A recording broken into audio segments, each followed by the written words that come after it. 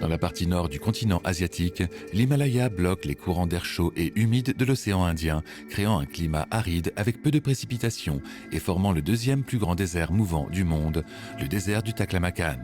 La route de la soie traverse cette étendue désertique hostile, naviguant péniblement et tortueusement entre les oasis éparses, reliant l'Orient à l'Asie centrale, à l'Asie occidentale et jusqu'à l'Occident. Dunhuang se trouve précisément au carrefour de ce grand corridor de civilisation Est-Ouest.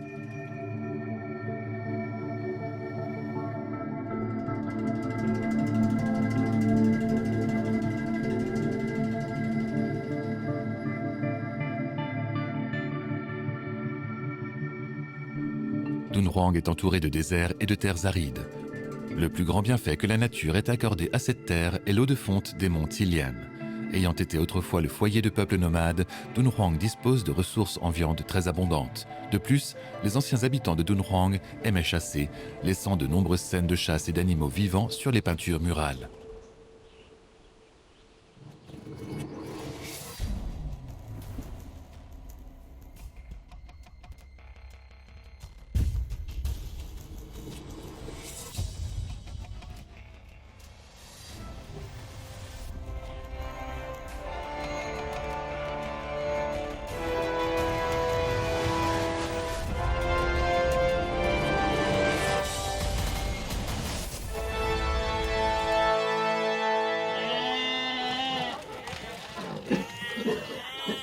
Le mouton est la viande la plus fréquente dans le répertoire culinaire de Dunhuang.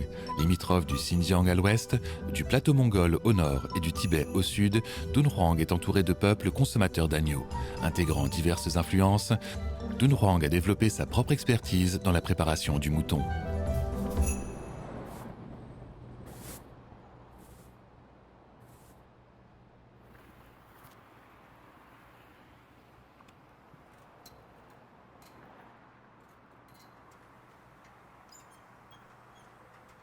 Avant même le lever du jour, Xia Fuming arrive à son restaurant de bouillon mixte pour commencer sa journée chargée.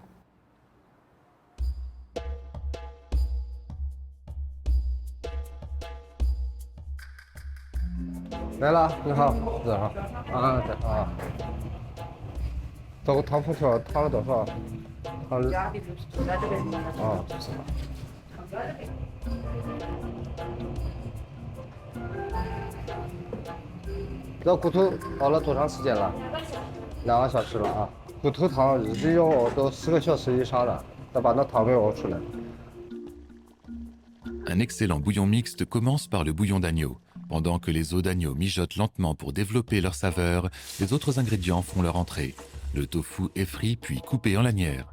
Logiquement, un bouillon d'agneau s'accorderait mieux avec des boulettes d'agneau, mais le bouillon mixte opte pour des boulettes de porc. C'est en mangeant qu'on découvre que les deux saveurs de viande alternent parfaitement, sans conflit. Une partie de la farce est réservée pour une autre préparation, ajoutant une saveur supplémentaire.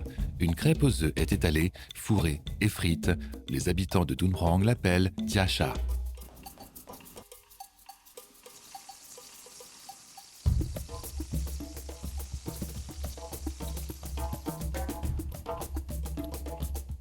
Les lanières de tofu, le jiasha, les boulettes de porc, les vermicelles, les champignons noirs et les tranches de viande sont disposés dans des bols prêts à rencontrer les clients.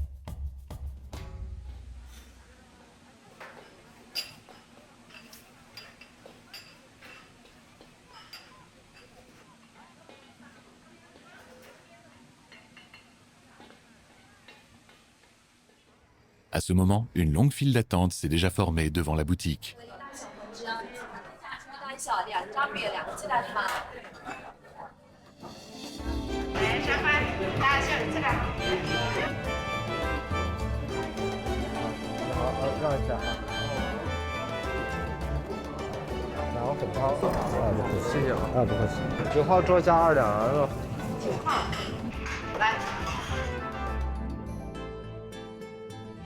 Le petit déjeuner préféré des habitants de Dunhuang est le bouillon mixte, devenu aujourd'hui un petit déjeuner tendance que les touristes viennent déguster.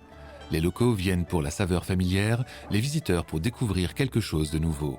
Pour garantir la fraîcheur et préserver la saveur authentique du plat, chaque bol de bouillon mixte est réchauffé juste avant d'être servi, les ingrédients préparés étant trempés et réchauffé dans le bouillon d'agneau bouillant.